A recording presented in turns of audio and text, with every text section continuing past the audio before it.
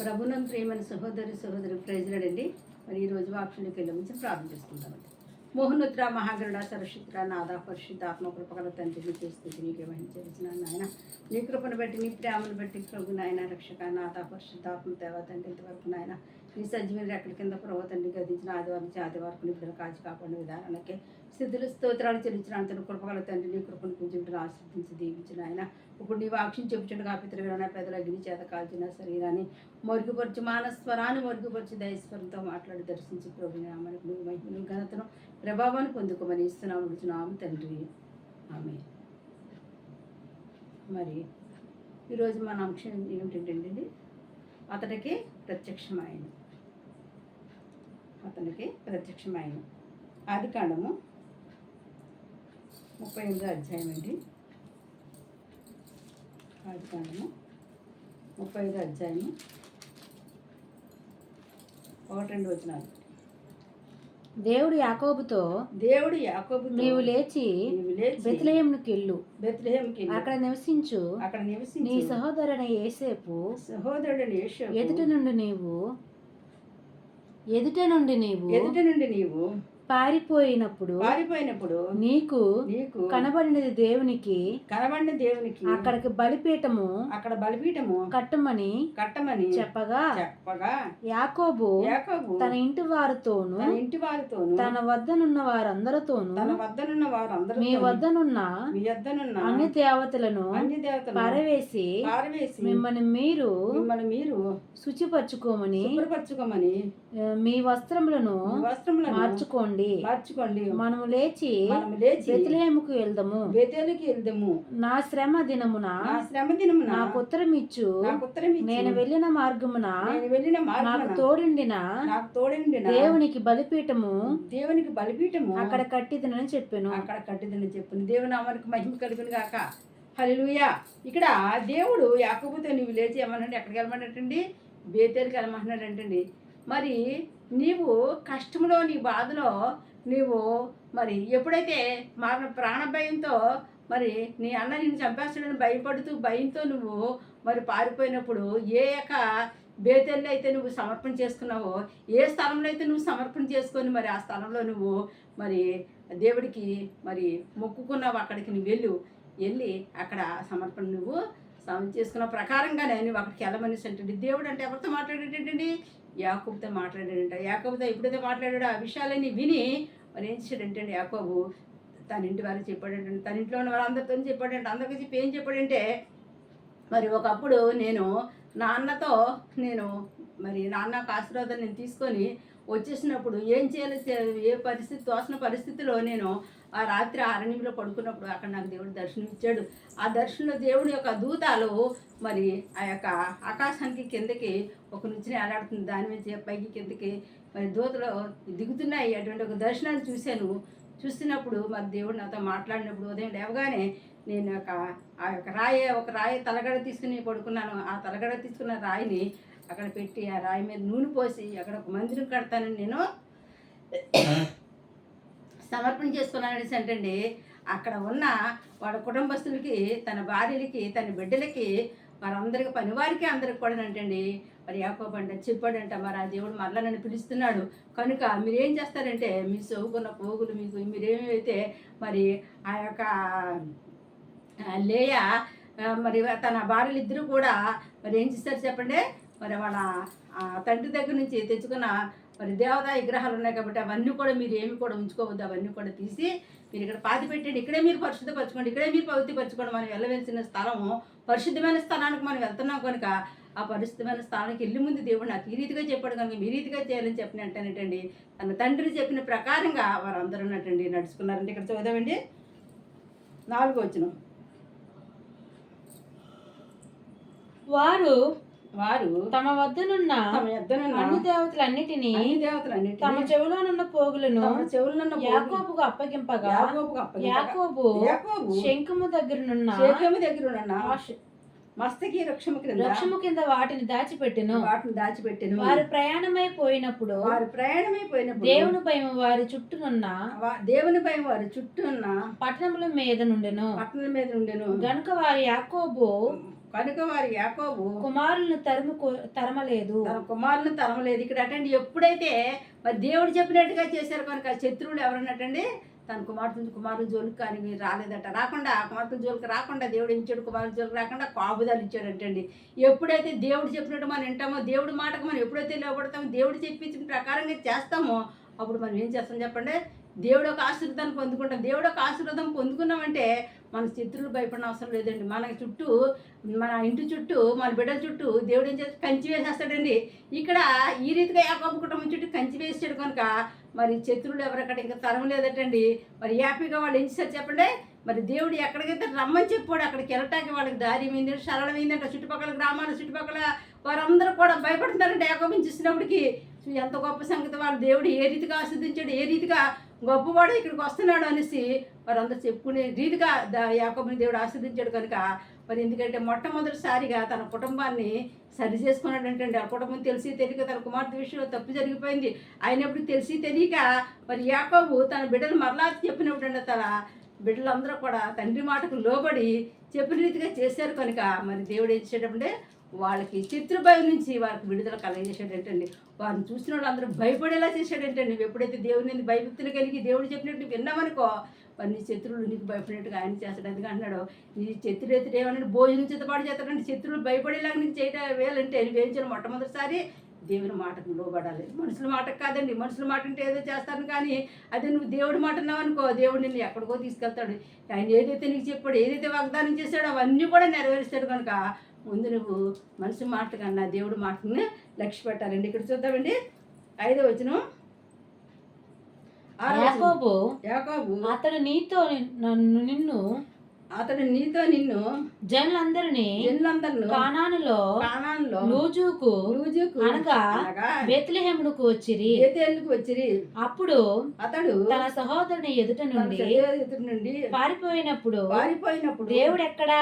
దేవుడు అక్కడ ప్రత్యక్షమాయను కనుక అక్కడ బలిపీఠము కట్టి ఆ చోటికి బెత్లేను బేతేలని పేరు పెట్టింది. ఇక్కడ చూసారండి, ఎక్కడైతే మరి ఎక్కడైతే మరి పారిపోయి వచ్చేసాడో అక్కడ ఉంచాడండి దేవుడు. అంటే అదే ప్రదేశానికి మళ్ళీ అక్కడ తీసుకెళ్ళిపోయాడటండి. అక్కడ దాన్ని లూజన్ పేరు పెట్టాడు కదా. అప్పుడు ఆ లూజన్ దగ్గర నుంచి వచ్చేసిన తర్వాత ఈ బేదేలకు వచ్చేసారు. బేదేలకు అక్కడ వచ్చేసేసి మరి అక్కడ ఏమైనా పేరు పెట్టాడు, ఎవరు పేరు పెట్టారండి, బేదేలు కానీ పేరు పెట్టింది ఎవరంటే యాకోబు పేరు పెట్టుకున్నాడు. మరలా కానీ నేను తిరిగి కానీ క్షేమంగా సురక్షితంగా నా బిడ్డలతోటి నేను అన్ని రీతిలుగా బాగుండి క్షేమంగా నేను సురక్షితంగా నా బిడ్డలతోటి నా వస్తే కనుక నేను మరలా ఇక్కడికి నీకు మందిరం కట్టిస్తానని చెప్పాడు కనుక ఆ చోటకి, ఆ మందిరం చోటకి, ఆ స్థలం చోటకంటండి దేవుడు తీసుకొచ్చాడు. అప్పుడు చెప్తున్నాడంటే దేవుడు అక్కడ ప్రత్యక్షమయ్యాడంటే ఎవరికండి, యాకోబు ప్రత్యక్షమయ్యాడంటే తన కష్టంలో, తన బాధలో, తన వేదంలో, తన దుఃఖంలో మనుషులందరూ తను తోసివేసినప్పుడు, భయం తను ఎంటాడుతున్నప్పుడు, ఈ నా అనేవారు తన్నే చంపుతారని మీద పడుతున్నప్పుడు దేవుడు అంటండి అతను ప్రత్యక్షమై నేను ఉన్నాను, భయపడకు, నీ సంతానాన్ని నేను ఆస్వాదిస్తాను, నీకు చెప్పినట్టుగా మరలా నువ్వు ఎంత దూరం వెళ్ళిపోయినా సరే అక్కడ నుంచి నేను తీసుకొస్తానని మాట ఇచ్చాడు కనుక ఆ మాట ప్రకారంగా దేవుడు ఇచ్చాడు. మరలా ఆ బేతేలు కంటండి యాకోబు కుటుంబంతో సహా అటండి తీసుకొచ్చాడండి. ఎక్కడ చదివామండి 9వ వచనం. రెబెకా 9వ వచనం. యాకోబు పద్మరామా నుండి వచ్చుచుండగా దేవుడు తిరిగి అతనికి ప్రత్యక్షమై అతను ఆశీర్వదించెను. అతడు దేవుడు అతనితో నీ పేరు యాకోబు, ఇక మీదట నీ పేరు యాకోబు అనబడదు, నీ పేరు ఇశ్రాయేలు అని చెప్పి అతనికి ఇశ్రాయేలుని పేరు పెట్టెను. మరొక్క మారు ప్రత్యక్షమయ్యాడటండి. యాకోబుని రాత్రి అంతా ప్రార్థన చేసినప్పుడు మరి మోసగాడని యాకోబుని ఇశ్రాయేలుగా మార్చాడు చూడండి. ఆ దేవుడు మరలా ప్రత్యక్షమయ్యాడంటే ఎప్పుడైతే బేతేలుకి వచ్చేసాడు, ఎప్పుడైతే మరి ఆ భార్యలు బిడ్డలో వాళ్ళ దేవుడు భక్తి చెప్పినట్టుగా మరి వాళ్ళ దగ్గరున్న ఆ యొక్క దేవత విగ్రహంలో వాళ్ళ దగ్గరున్న మరి వస్తువులు తీసేసి ఎప్పుడైతే మరి అక్కడ విడిచిపెట్టేసి వచ్చేసారో అప్పుడటండి వాళ్ళు పరిశుద్ధపరచుకొని మరి దేవుడిని ఎప్పుడైతే వాళ్ళు మనస్ఫూర్తిగా దేవుడిని స్వీకరించి అంగీకరించారో అప్పుడు అటండి దేవుడట మరలా మరి యాకోబు ప్రత్యక్షం మరొక్క మాట చెప్తున్నాడంటే ఏమని చెప్తున్నాడంటే నీ పేరు యాకోబు కానీ నీ పేరు యాకోబు అనపడదు, నీ పేరు ఏమనపడుతుంది చెప్పండి, ఇశ్రాయేలు అనపడుతుంది అనేసి అంటే రెండో మారంట మరి యాకోబుకి ప్రత్యక్షమైనటువంటి ఇశ్రాయేలుగా మార్చాడండి. నీ పేరు ఇశ్రాయేల్ అని చెప్పాడండి. ఇక అందరూ కూడా నేను ఏమంటారో ఆస్వాదించబడినవాడు, నువ్వు ఆశీర్వాదకరంగా ఉంటావు, నీ బిడ్డలు ఆశీర్వాదకరంగా ఉంటారు. నిన్ను ఆస్వాదించే వారిని ఆస్వాదిస్తాను, నిన్ను శపించే వారిని శపిస్తాను. ఈ దీవెనలన్నీ నీ తాత అయిన అబ్రహాంతో దేవుడు పలికిన ప్రతి దీవెన కూడా నీ మీద మెండుగా నిండుకుంటా. దేవుని నామానికి మహిమ కలుగును గాక. మరి యాకోబు ఎన్నో కష్టాలు పడ్డాడు, ఎన్నో బాధలు పడ్డాడు, ఎన్నెన్నో మరి అగచాట్లు పడ్డాడు, ప్రాణ భయంతో మరి తల్లిదండ్రులు పడుతున్న పరిస్థితుల్లో దేవుని దగ్గరికి వచ్చి పోరాడినప్పుడు దేవుడు ఇశ్రాయేలుగా మార్చాడు. మరలా అదే మాటను మరలా ఇక్కడికి వచ్చిన తర్వాత, ఈ బేతేలకు వచ్చిన తర్వాత ఈ స్థలంలో దేవుడు మరలా ప్రత్యక్షమయ్యాడంటే ఎంత గొప్ప సంగతి అండి. మరి ఎవరికి ప్రత్యక్షం అవుతాడండి? ఎవరైతే దేవుని భయభక్తులు కలిగి, ప్రభా నువ్వు తప్ప నాకు ఎరొక దేవుడు లేడు, నేను ఆరాధిస్తాను తండ్రి, నేను సమర్పణ చేసుకుంటున్నాను తండ్రి, చావైనా బ్రతుకైనా నీకోసం బ్రతుకుతాను ప్రభు, నువ్వు నాకు కావాలి తండ్రి, నా కుటుంబాన్ని రక్షించి ప్రభా, నా బిడ్డలను రక్షించి ప్రభా, నా బిడ్డలు సరిచేయండి ప్రభా, నా కుటుంబంలో ప్రతి సమస్యను తీర్చండి ప్రభా అనేసి ఎవరైతే సమర్పణ కలిగి, ఎవరైతే దేవునికి విధేయులయ్యి మరి వినయంతో మరి నిరీక్షణ కలిగి ఆయన కోసం ఎదురు చూస్తారో అటువంటి వారిని ఖచ్చితంగా దేవుడు ఏం చేస్తాడు చెప్పండి? ఆస్వాదిస్తాడు. యాకోబుని ఏ రీతిగా ఆస్వాదించాడు? యాకోబుని ఎలాగ ఆస్వాదించాడండి? ఒంటరిగా ఆస్వాదించాడా? కుటుంబంగా ఆస్వాదించాడు. దేవుని అప్పుడు ఒక్కడిని ఆస్వాదించాడు. ఇప్పుడు ఎంతమంది ఆస్వాదించాడు? తన కుటుంబం ఎంత వస్తుందో కుటుంబం అంతా దగ్గర ఉన్నారు. ఆ దగ్గర ఉండగా అప్పుడు చెప్తున్నాడు అనమాట. ఏమంటున్నాడంటే నీ పేరు ఇశ్రాయేల్ అని చెప్పాడటండి. ఇక్కడ చదువు 11 చదువు.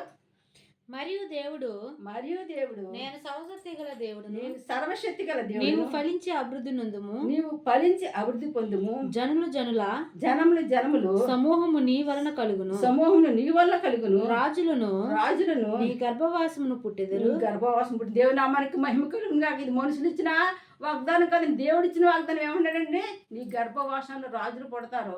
నువ్వేమంటాడంటే నువ్వు జనములకు నీ యొక్క సంతానం వల్ల ఆస్వాదించబడతారు. అనేకమంది జనం నీ సంతానం వల్ల ఆస్వాదించబడతారంటే నీ సంతానాన్ని నేను పిలుచుకుంటున్నాను. నీ సంతానం దేవుని యొక్క సేవ చేస్తుంది. నీ సంతానం ద్వారా అనేకమంది ఆస్వాదించబడతారు, అనేకమంది దీవించబడతారు. రాజులైతే, అధికారులైతే, అధిపతులైతే ఎంతోమంది నీ దగ్గరికి వస్తారు. నీ గర్భవాసం నన్ను ఎవరు పుడతారంటే రాజులు పుడతారని చెప్తున్నారు. దేవుని నామానికి మహిమ కలుగును గాక. దేవుడు ఆశీర్వాదం ఉంటేనే, దేవుని దీవెన ఉంటేనే నీవు ఒక ఉన్నతమైన స్థానంలో ఉంటావు, ఒక ఉన్నతమైన కుటుంబంలోకి వెళ్తావు. కానీ దేవుడు ఆశీర్వాదం, దేవుని దీవెన లేకపోతే మనం ఎవరు కూడా ఉన్నతమైన కుటుంబంలోకి వెళ్ళామని, ఉన్నతమైన స్థానాన్ని మనం సంపాదించుకోలేము, ఉన్నతమైన స్థితిలో కూడా మనం ఉండలేము. కనుక ఇదంతా ఎవరు ఆశీర్వాదం అండి? దేవుడిచ్చిన ఆశీర్వాదం. దేవుడు నన్ను ఏం ఆశీర్వదించాడు, నేనేం ఆశీర్వాదం కొన్నామని మనం చాలామంది అనుకుంటామండి. ఆయన ఆశీర్వాదం మన కంటికి కనపడదు, చెవులకండి వినపడదు, మనసుకి ఏం కాదంటే అగోచరం కాదు. కానీ ఆయన ఏ రీతిగా ఆశీర్వదిస్తున్నాడు, నువ్వు ఏ స్థితిలో ఉన్నదని ఏ స్థితిలో తీసుకొచ్చి ఒక్కసారి మనం ఏం చేయాలంటే ఒక్కొక్కసారట మనం జ్ఞాపకం చేసుకోవాలంటే ఇక్కడ యాకోబుకు మరలా దేవుడు జ్ఞాపకం చేస్తున్నాడు. మరలా దేవుడు అంటే ప్రత్యక్షం అయ్యాడు కనుక మరలా చెప్తున్నాడంట, నీ కుటుంబం కోసం భయపడక్కర్లేదు, నీ బిడ్డల కోసం భయపడక్కర్లేదు, ఇగో నీ కుటుంబం పరిస్థితి, నీ పరిస్థితి, నీ బిడ్డల పరిస్థితి ఇలా ఉంటుంది అనేసి నొక్కు చెప్పి వక్కాళించి మరంటే స్పష్టంగా ఆయన ముఖాముఖిగా అంటే యాకోబుతోటి మాట్లాడుతున్నాడు అంటే. చదవమ్మా. నేను అబ్రహామునకు ఈసాకుని ఇచ్చిన దేశము నీకు ఇచ్చేదను. అబ్రహామునికి ఈసాకు ఇచ్చిన దేశము నీకు ఇచ్చేదను. నీ తర్వాత నీ సంతానమునకు ఈ దేశమును ఇచ్చేదనని అతనితో చెప్పెను. దేవుడు అతనితో మాట్లాడిన స్థలము నుండి పరమునకు వెళ్ళెను. అనగా రాతి స్తంభము ఆయన 14 ఆయన అతనితో మాట్లాడిన చోట యాకోబు ఒక స్తంభమును అనగా రాతి స్తంభము కట్టించి దాని మీద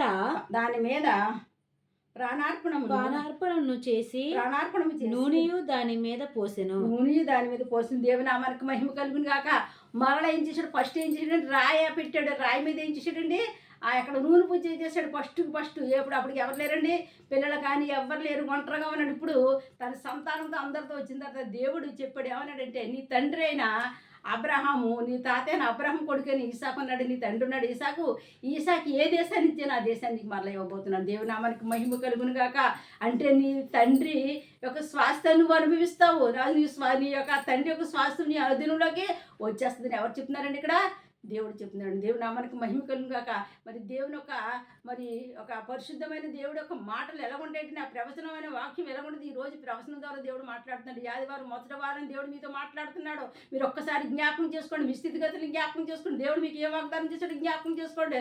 మరి మాట తెప్పే దేవుడు కాదు కనుక మాట ప్రకారంగా దేవుడు మిమ్మల్ని ఒక ఉన్నతమైన దేశాన్ని తీసుకెళ్తే ఉన్నతమైన స్థానంలో పెట్టచ్చు.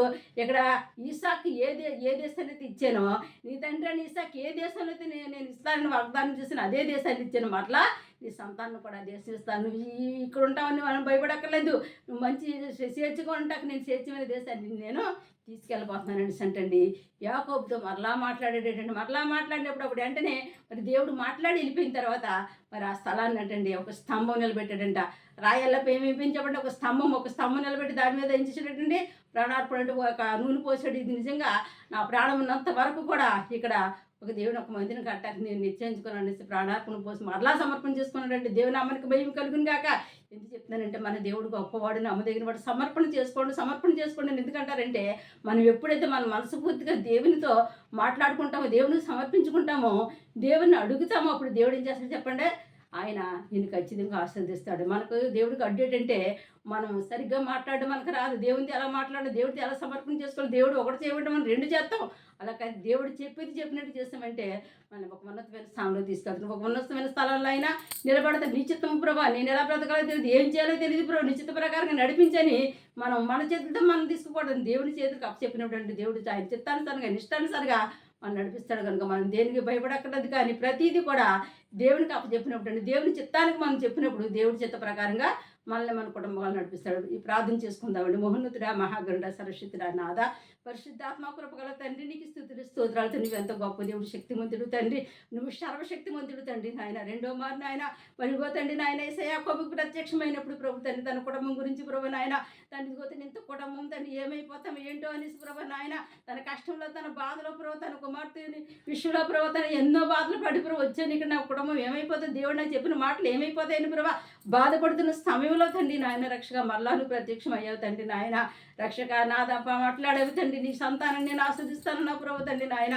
నీ సంతానం ద్వారా ప్రభు అనేక మంది జనులు ప్రభు ఆస్వాదించబడతారన్నావు తండ్రి నాయన. నీ సంతానం ద్వారా తండ్రి ఇదిగో నాయన రక్షక నాద ఆశీర్వాదకరంగా ఉంటాను రాజులు ప్రభు నీ సంతానం నీ కొడుకులు పుడతారని ప్రభు వాగ్దానం చేసావు తండ్రి. ఎంత గొప్ప దేవుడు తండ్రి నాయన. వాగ్దానం చేసిన దేవుడు గొప్పవాడు, శక్తి ముందు నమ్మదగిన వాడు, ఇశ్రాయేలు కాపాడుతున్న దేవుడు, కొనకలేదు నిద్రపోలేదు తండ్రి. నీకు స్తుతులు స్తోత్రాలు. ఎంతమంది బిడ్డలైతే ఈ రోజు ప్రభా నీ వాక్యాన్ని పర్వతాన్ని సమర్పణ చేసుకుంటారు ప్రభు తండ్రి నాయన. ప్రతి ఒక్కరిని కూడా తండ్రి రాజరక్షక ఆశీర్వదించి దీవించమని అడుగుతున్నాను తండ్రి నాయన. రక్షక నాదా పరిశుద్ధాత్మ కుటుంబంలో ప్రతి సమస్యను తీర్చిన ప్రభు తండ్రి నాయన. ప్రతి అక్కర్లో తీర్చిన ప్రభు తండ్రి నాయన. ఎవరైతే వ్యాధులతో కన్నీటితో ప్రభా ఈ వాక్యం వింటున్నారో ప్రభా మా పరిస్థితి ఇంతేనా, మా జీవితాలు ఇంతేనని ప్రభా బాధతో దుఃఖంతో కన్నీరు కాల్సి వాక్యం ఉంటున్న ప్రతి బిడ్డలు మీరు జ్ఞాపకం చేసుకోండి ప్రభు. వాళ్ళ స్థితిగతులు మార్చిన ప్రభు నాయన. రక్షక నాదా పరిశుద్ధాత్మదేవ కృపగల తండ్రి నీ కృపను కబురుచుండు బావ్య. ప్రతి బిడ్డ పట్ల ప్రభా నాయన యేసేని ఆశీర్వాద వర్షాన్ని కురిపించమని అడుగుతున్నాను తండ్రి నాయన. రక్షణ లేని బిడ్డకి రక్షణ దయచండి, మారు మనసు లేని బిడ్డలకు మారు మనసు దయచండి నాయన. పరిశుద్ధాత్మ లేని బిడ్డలకు పరిశుద్ధాత్మ దయచండి. పరిశుద్ధాత్మ నడిపింపు ద్వారా ప్రతి ఒక్కరిని దీవించండి, ఆస్వాదించమని అడుగుతున్నాను తండ్రి నాయన. వారి ప్రతి అవసరం మీరు తీర్చమని అడుగుతున్నాను తండ్రి. ప్రతి అక్కడ మీరు తీర్చమని అడుగుతున్నాను తండ్రి. వాళ్ళ కుటుంబంలోగా నాయన తండ్రి రక్షణ ఆశీర్వాదానికి అడ్డుపడుతున్న ప్రతి దుష్ట ద్రాత్మశక్తులు వేస్తూ నామంలో గద్దించి బంధించమని అడుగుతున్నాను తండ్రి. ఈ ఆశీర్వాదానికి అడ్డుపడుతున్న ప్రతి దుష్ట ద్రాత్మశక్తులు అగ్నిలో కాల్చిబడుగాక. వరి సరబర వరి కందరబర వరి కంబరబర కందర దరాశరబర శీకరబర వేసి శక్తిగల నామలో నదునేసి క్రీస్తులు అడ్డు తొలగిపోను కాక. అద్భుతాలు జరుగుగాక, ఆశ్చర్యకరాలు జరుగుగాక. వేసి రక్తుల పరిశుద్ధాత్మ తండ్రి. స్వస్థత లేని బిడ్డలకి స్వస్థత కలుగును కాక. రక్షణ లేని బిడ్డలకి రక్షణ కలుగును కాక. వేసి రక్తులు గర్భాలు లేని బిడ్డలకి గర్భఫలాలు కలుగును. వివాహం కలిగిన బిడ్డలకి వివాహం జరిగిన కాక. ఉద్యోగాలు లేని బిడ్డలకు ఉద్యోగం వచ్చిన కాక. ఆమె పరిశుద్ధాత్మ మీరు ఆస్వాదించండి, మీరు దీవించండి ప్రభు నాయన. అన్ని విషయాల బిడ్డలకి మేలు చేయండి పరిశుద్ధాత్మ. గొప్పగల తండ్రి నీ కృప నీ కాపుదల నీ బలమైన వస్తుంది దక్షిణ ఆస్తుంది బిడ్డలందరినీ దీవించి ఆస్వాదించి నీ నామానికి నువ్వే మహిమను ఘనతను ప్రభావాన్ని పొందుకోమని ఏ శక్తివంతంగా నడుచున్నాను మా పరమ తండ్రి. ఆమేన్. God bless you.